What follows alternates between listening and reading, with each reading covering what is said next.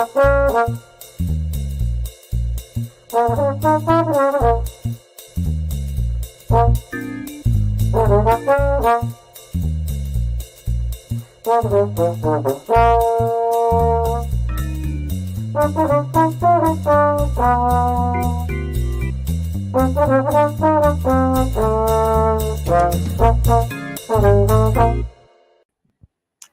and welcome to. Hey, we like your pod. We're going to tell you why. Hi, it's Dawn here, and I am joined, as always, by my trusted partner, Matt Pickett, with a sore throat. A little bit You sore want to throat. say hi? Can you Hi, say everybody. hi? How are you today? You want to tell us how your week was, or should we cut Sure. that off? No. Good week, definitely. Just kind of in it, you know. But this last weekend was the Pride Festival in Cincy. I took my kids to the parade. We had a lovely time, and yeah, things are good. It kind of cooled off a bit here after the weekend, so it's been nice. Got some good rain, so no, things are good. Don, how about you? Nice. Things are great here. It feels like summer. It's now like 72, 73, 74. Mm-hmm. So we're hot, complaining about the heat. But no, it really does. It feels like summer is all of a sudden here. We're going to have a nice, crispy little summer fruit salad rosé type of podcast tonight. Keep it short and light. I'm drinking my lemonade over here, and yeah, things are pretty good for once. Like, not too much drama going on. It's kind of weird for me. They got to bounce out sometimes. You have to feel the edges of the bell curve, you know, some weeks. So yeah. So speaking of fruit salad, yeah, it's my favorite time of year because the stone fruits are in season, the cherries, plums, peaches. So I had a blast at the farmer's market yesterday. I'm like going to eat nothing but fruit for the next few days, I think. And lemonade, and let's see what else. Oh, and the Green Bay Packers posted or tweeted about the family night tickets being on sale. So that means, wow, we're getting closer to August. Yeah, coming. So I'm just happy. Yeah, I'm just a happy girl this week for those reasons. That's wonderful. Closer to football. So hey, Maddie, I have a few superlatives, and you have a few. You want to do them all together, or I'll give yourself a break and volley? It'd be easier for me if we volleyed for sure. So do you want to start off with it? Okay. Did you say I would? Yeah, because I didn't have it up yet. I didn't hear you. I'm like, okay, whatever. Didn't quite have mine ready, but I do now actually. So you know, okay, I'll no, because I have some extra-ish kind of. I've got some 2-in-1s. So okay, so my first superlative for the week, this grand summer week, is called Best Policy. Oh, I think I know you're going with this. Okay. I was waiting for your reaction. Ed Policy. This is from Packers.com. This is from Wes Hodquist. It was actually Insider Inbox. I think he's taking over for Mike this week. Ed Policy has been a tremendous addition to the Packers over the last 12 years, although you and I have never heard of him, right? I don't think I've ever heard of him. I have. He's come up before and stuff, but he's not like out front. Okay. Every now and then. Yeah, hear Ed Policy in the news. Yeah, especially in helping drive the vision for Titletown. I like the sound of that. Policy's credentials for the position are unparalleled, but I'm even more impressed by Ed Policy, the person. I promise you will be too. He's the right man for the job. He also said answer to another question. Ed's a solid dude, great communicator, and someone who exemplifies integrity. So I wanted to learn a little bit more about this gentleman. And I found out that he comes from NFL executive pedigree.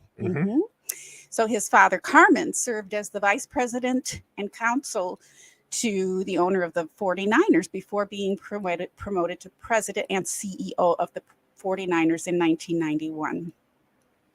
His father was also named NFL Executive of the Year by the Sporting News and Pro Football Weekly as voted on by NFL owners and executives in 1994. So that's no small thing. Mm-hmm. He was a native of Youngstown, Ohio, and Carmen was instrumental in the reestablishment of the Cleveland Browns in the late 90s. And he served, so prior to the 49ers, he served as team president and a minority owner from 1998 to 2004. So that's his dad. He has a kid that he named after his dad, kid named Carmen. And both his father and this Mike did, or Wes didn't mention this, but in doing a little bit of research about Ed, both his father, Carmen, and Ed hold law degrees. Oh. Yeah, that's really a good thing for that kind of position. I was surprised that Mark does not, but I mean, they have lawyers too. So, yeah, but it's a good thing because, lawyers are trained to, think a certain way. And becoming more and more important for all executives in all companies now to have a background in law as well. So, yeah, so we've got a lawyer on board. And a little follow-up to that one. Best punny, even though I'm a Broncos fan. I'm a Broncos fan. Sayer Bettinger. He's Broncos. He said Twitter says, "Come for the Broncos talk, stay for the Star Wars fandom." He's on Lockdown Broncos. He does Lockdown Broncos co-host. Okay. Right. NFL spin host. Anyway, when he saw the announcement from the Packers, he said, "Who will they hire? Bob Procedure to work beside him?" Party hard. So I thought that was cute. Nice. So yeah. So what do you think of Ed Policy? You knew about him? Yeah. I mean, like Wes said, seems like a solid dude. The name, of course, is funny, especially as somebody who has a life in education, working in the field, because, I mean, in college, you become aware of all these kinds of educational policies done by the government. So all I can think of is like, No Child Left Behind or Race to the Top, educational policies like that. So it's a funny name to me for sure. But I definitely trust the Packers to have found the right person for the job. They said that they considered like 90 some applications and ended up coming to the guy who was already in the building, which, that definitely is a thing that's very plausible because they already know the organization, have, experience there. Yeah. But it also, John Meerdink had this whole thing about like, just be upfront about this. Like we always knew it was going to be this guy. And so like, it almost felt like a dog and pony show. My words, not his on that, to go around it, but also they have to go through the process. So I don't know. I mean, I'm happy with it. I got no complaints at this point for sure. I know that once Mark Murphy leaves, we'll miss his, his golly gee-ness, his, eating his oatmeal for breakfast and riding his penny farthing to work and all that kind of stuff. But no, I'm excited to see what Ed Policy is like. I bet he's probably not quite as like out front. Probably won't be as amenable to like interviews and being kind of gregarious and stuff like that. But that's not a complaint. Everybody's different. So no, I'll be interested to see what he's like in the role once he actually takes over. Lawyers tend to be very cautious and guarded about what they say or how they say it. Think a lot before they speak. Don't see them sledding down the hill in the snow. Sadly, but Aaron already made a picture of him, his head on a Mark Murphy on the sled. There's a fix for that. Yeah, I love it. Yeah. So, what did you want to share another?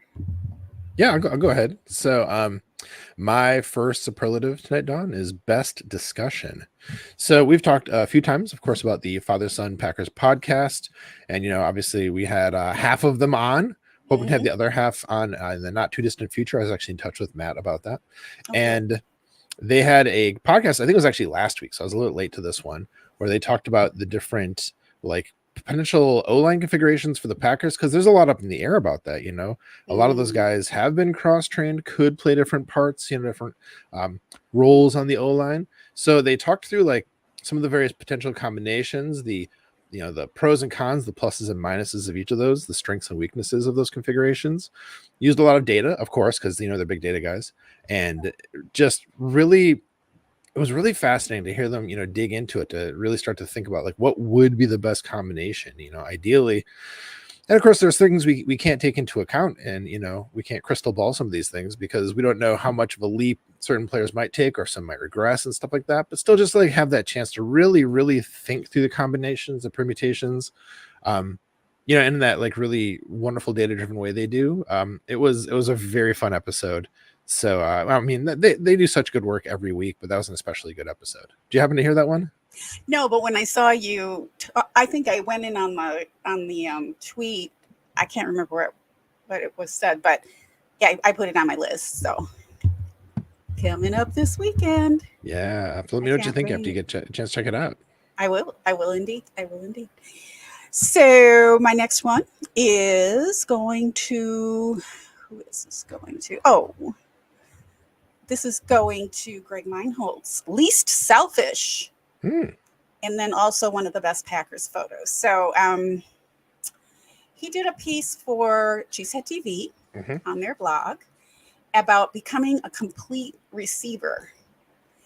And one of the things and it was a nice piece. It was short, so you all can read it. It's not going to take a half a day or anything like that. So in it, he did reference Nagler's recent interview with Jordy Nelson, so that informed him a little bit.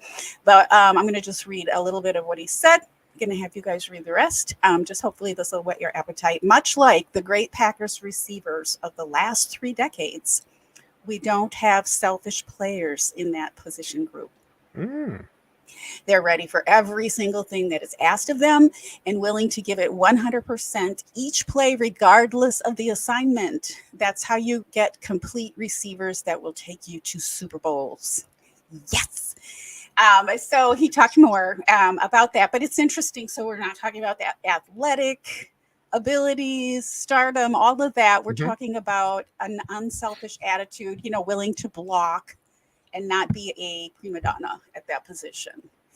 And I loved it. It was so encouraging, and it's just making me even more anxious for football to start. I can't wait to see these guys play again.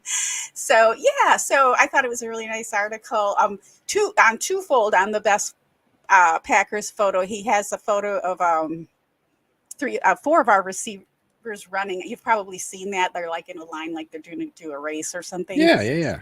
I love that photo. But Greg also had a photo of his new baby girl, who is 1 month old today, in Packers gear, and they were bringing her to her first trip to Lambeau Field today. So I just can't with that. It was just the best. So I was originally referencing the photo in the article, but then he posted it. I was like, stop it. Just stop it. So for those of you who don't know Greg, he is a lifelong devoted Packers fan. He's been on our show. He was a great interview. He was so much fun. Wonderful to talk to. Guest. And a great writer too, for that matter. Yes. So he's contributed to Cheesehead TV as well as Packers Talk. And and he says, follow me which is interesting because of what I just read about the Broncos guy. Follow me for Packers commentary, random humor, beer endorsements, which are plenty, and occasional Star Wars and Marvel ramblings. So, we might not have the same team that we follow, but everyone loves Star Wars, right? So, yeah. I do. I don't know what. Sure. Yeah. That was from his, sorry, got a little distracted. There was a jumping animal to about a foot to my right. I didn't know where she was going. And I don't see her, so I'm not sure. Oh, it's just your cat. It wasn't some other random animal, was it? It's my cat. I really want to get her a kitten. I really do, but it's been on my mind the last 3 days. I talked to my friend about it today. I'm not ready to hit go on that one just yet, but I think she would really do so well with a kitten. She loved Pepe. Yeah. Pepe's getting not a brother, but this is funny, Jamie Cheesebutt. Y'all know who she is, hopefully. If you don't, you should. Jamie adopted Pepe. Her mother and father hate cats. Oh no. But by then Jamie had her own place and all that. She's a big girl. She got her cat. And over time, her mother has fallen head over heels with Pepe LaFleur.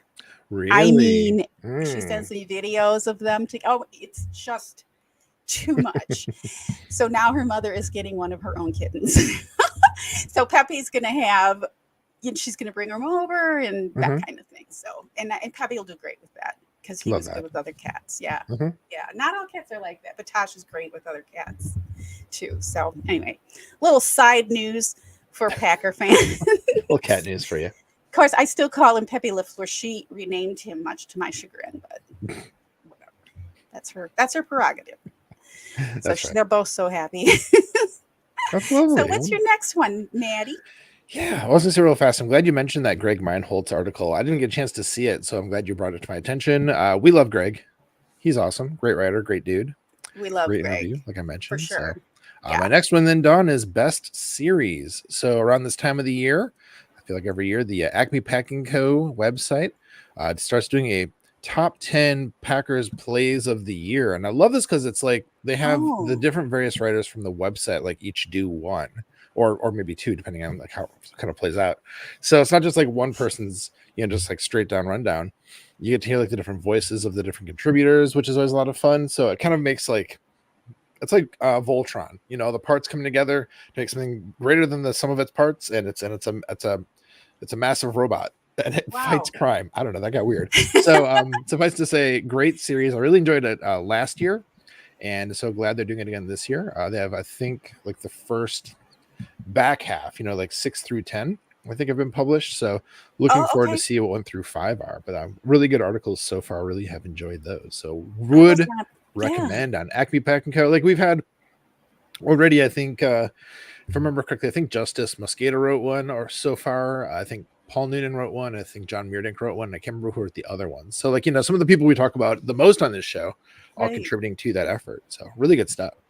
Ooh, I'm excited. I think I told you a couple weeks ago or maybe a few weeks ago that I was really only taking in I was just like limiting how much Packers or football content I was taking in because it's like 3 whole months away and I get too excited and then I get like but now I'm feeling like, okay, we're getting to the countdown. They've announced family night. We're officially in the countdown.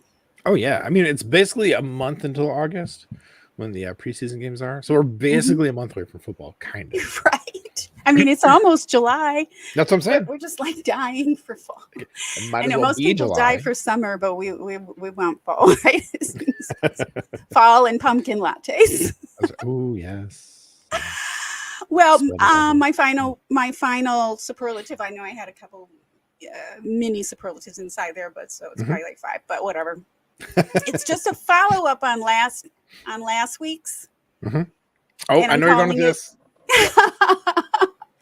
You know what I said last week? I was like watching the Instagram and seeing Jordan Love and Ronica in Italy, and I was like, and of course you don't want to say anything, like you don't want to put pressure on a couple to get engaged or married or have a child, whatever. It's their business. So I was super delighted. I actually was away for a few hours when the next Instagram hit the announcement of their engagement. So double love again.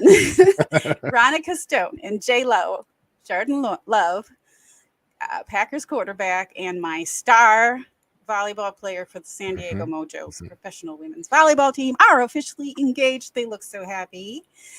I really enjoyed the curated documentation of their engagement journey in Italy. And sometimes I think these things can be too curated these days. Like, I just thought it was great. It wasn't overdone. It was nice. And it was really great to go along for the ride. So I'm just delighted. So I'm not really one to care about like celebrities generally or anything like that, but this is different. This is a little different. I don't know. I just feel like these two are super special people, and I love to see it. Just love to see it. And all their photos and like videos and stuff they posted on Instagram are like so adorable and just seem genuine and just like they just really like each other, which you would hope. But like it just, I don't know, it's good. It's really good. It's good. And the one of the things I love, I don't know if I mentioned this the 6,000 times I mentioned watching Ronica play volleyball and I love a lot of our players, but we're talking about Veronica right now, and is her smile. And when she plays, and I mean, she just has a great grin and a way about her that's happy and cool and fun, and you see that with their videos together with with them, whatever they're doing, dressing up or going out or whatever they're doing. They dressed up like, what did they dress up like one time? It was like, I'm going to get this wrong. It was like Starsky and Hutch, but it wasn't. It was like one of those TV shows.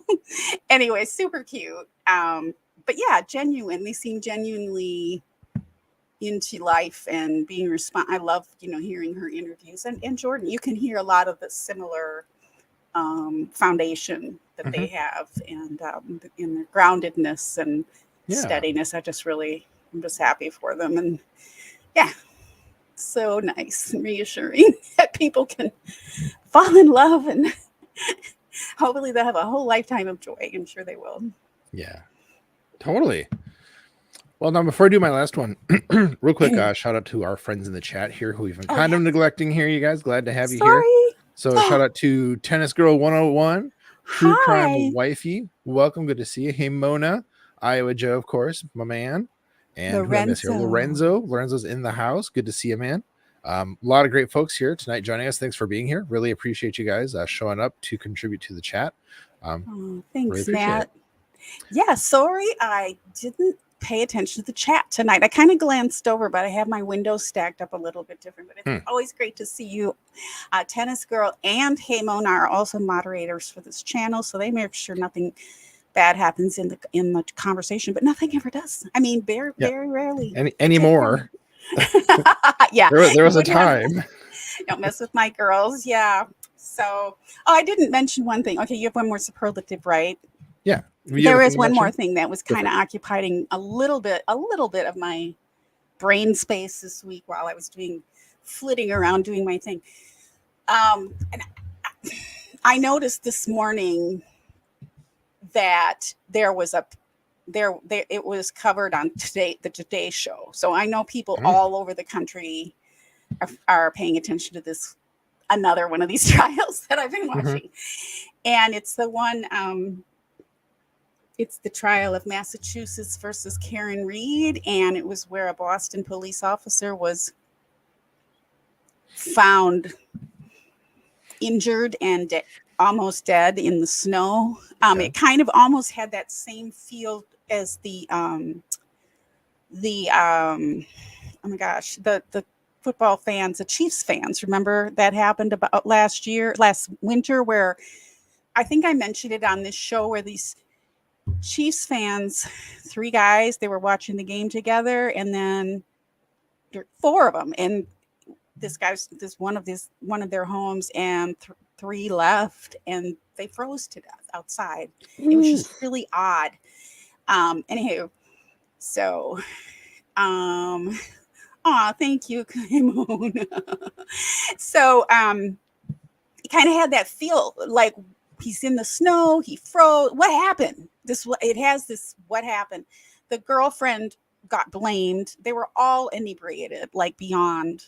It's funny because football even came up in that trial, because the week, I think before or a couple weeks prior, there was some goings on where he had his friends over and some of the witnesses over at his home for watching the Patriots, because of course outside of Boston, so it's Patriots fans.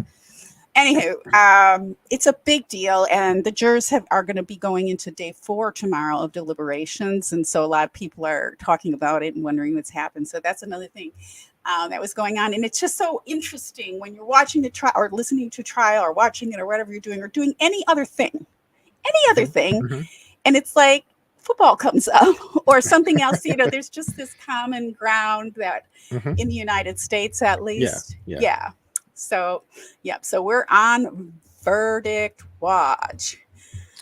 Oh yeah, I did. I posted the proposal, Jordan Love's proposal to Veronica on my YouTube community page. And J-Lo is our it's so confusing. Not Jennifer Lopez. J-Lo is our Jordan Love. So Matt has a bit of a sore throat tonight, so we're going to wrap it up after his final superlative, which I just cut you off like 3 times. So let's have it. You're fine. All right, my last one. Most fun, Don. The Wednesday Pack-A-Day crew is back again together. They've been kind of apart for about a month or so because like Dusty was on vacation for a bit, and they just haven't been together. So you could tell on the their podcast this week that they were just all happy to be together. It was chaotic. It was funny. They were, all begging on each other at various times. It's just like a really, really fun listen. So I really enjoyed that. And I was gonna say something specific about it. Steve like half apologized for when he was saying stuff about Sarah's health condition, which was a very funny way to even open the podcast, and it just went from there. It got even sillier as they went. So always a good show. Always glad to have them together. So that was a lot of fun. Fun stuff. Fun episode. Yeah, they're on my playlist too. I can't wait to hear them all 3 together. Mm-hmm. Fantastic. Yep. And Lorenzo says, "You are right, Dawn. My month almost here." It's almost here. It's like, okay, so it's 8 weeks, but it's a month to us because we're just. So, okay, Maddie, any final thoughts? Well, who's our guest next week? I was going to ask you. Oh, I know who it is. Oh, guys, we have a great guest next week. So we won't be recording on Thursday night because that's the 4th of July. Right. So so that the listeners know, we'll be recording on Saturday at some point. Of course, going live like always. We'll announce it once we have the time actually figured out. And we're gonna have finally the one, the only Mike Kawano will be joining us for our next episode. I'm so excited to have him on the show. It's been like a long time coming, way too long. I apologize profusely to him when I asked him if he could join us. Like I know I should ask you like a year and a half ago, buddy, because Mike and I we interact a lot on Twitter. We're in a group chat together and like all kinds of stuff like that. So it's been too long to get him on here, and so we can't wait to actually have a chance to get to know Mike Kawano better next week. Very much looking forward to that. I love it. I cannot wait to meet him. I mean, we've met him on other podcasts and all that, but I can't wait to just be able to interview him. And I'm glad that it's going to be Saturday. I have another medical procedure on Monday, so that gives me more time. So it's all working out just great. Looking forward to that, having a long weekend and all that kind of fun stuff, and then having Mike on Saturday. So it'll be sometime, I'm guessing around, I think he's only an hour earlier than me. He's 2 hours earlier than me. So it's probably going to be in the early afternoon on Saturday here on YouTube if you're listening. And then so if you're listening to next week's podcast, which normally drops first thing on Saturday, it'll be a little bit later on Saturday. That's right. So it's good to see all of you. It's been great to spend a little bit of time with you tonight, talk about our favorite things we've learned about football content this week, and looking forward to seeing you next week. So Matt, let's bring her home. Yeah, friends, we'd love to have a chance to interview you and shout you out if you're a subscriber and a football fan. If you'd like to nominate someone to be a guest on our podcast, please let us know. Our DMs are open on all the social platforms. And folks, when you subscribe to our podcast, you help us to keep spreading the love in our community. And the best way to help this podcast grow is by sharing it with your friends and family. Yes, Maddie, that's right, because we love you. We're so glad to know you, to be fans of you, and have the luxury of being fans of the most storied team in the NFL. We appreciate your support, your subscriptions, and sharing our pod, and we look forward to seeing you next week on Hey, we like your pod.